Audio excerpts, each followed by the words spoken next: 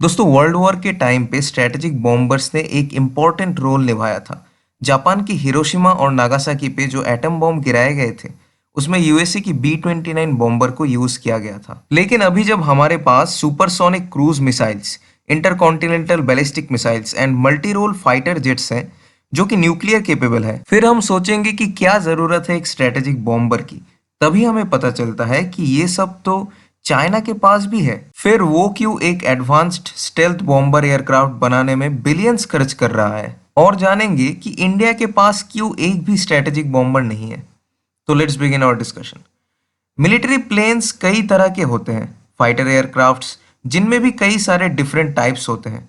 जैसे कि हमारा तेजस एक लाइट कॉम्बैट एयरक्राफ्ट है, Su-30 MKI multi role aircraft जो कि थोड़ा हैवी है, interceptors, transport aircrafts and lastly strategic bombers. ये एयरक्राफ्ट्स दूसरे एयरक्राफ्ट्स को अटैक नहीं करते, इनका काम ही होता है ग्राउंड बॉम्बिंग, और इनके पास होती है हेवी कैरिंग कैपेसिटी। कोई attack aircraft limited bombs carry कर पाता है।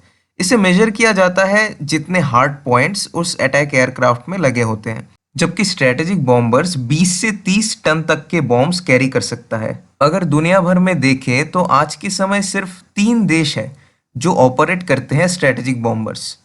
ये देश है यूएसए, रशिया, चाइना। इससे पहले कई और देश थे, मगर आज के समय पे वो इसको यूज़ नहीं करते।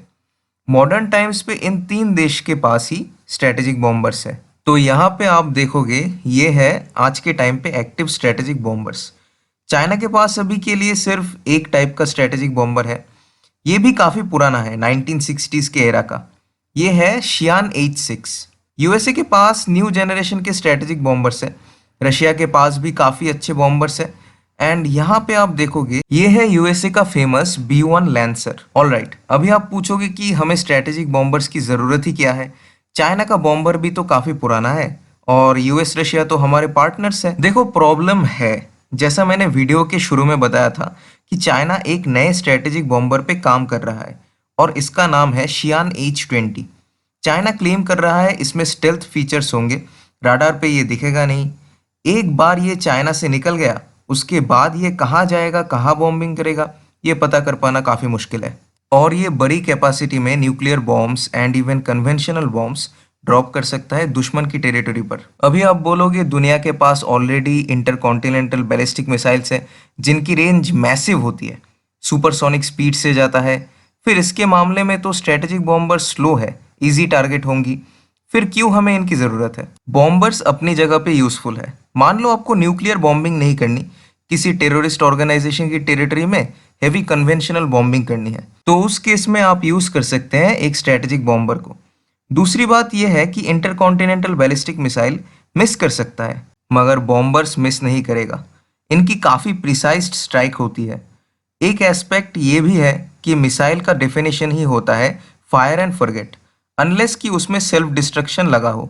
एक स्ट्रेटेजिक बॉम्बर को लास्ट स्टेज में आप बोल सकते हो कि हाँ जी, पाकिस्तान के ऊपर बॉम्ब मारना कैंसिल, मिशन अबॉर्टेड। तो कंट्रोल आपको ज़्यादा मिलता है स्ट्रेटेजिक बॉम्बर्स में। चाइना ने यहाँ पर यह कहा है कि इनका स्ट्रेटेजिक बॉम्बर एक फ्लाइट में आराम से 12,000 किलोमीटर कवर कर लेगा। इससे ये पूरे यूएस को आराम से टारगेट कर पाएंगे।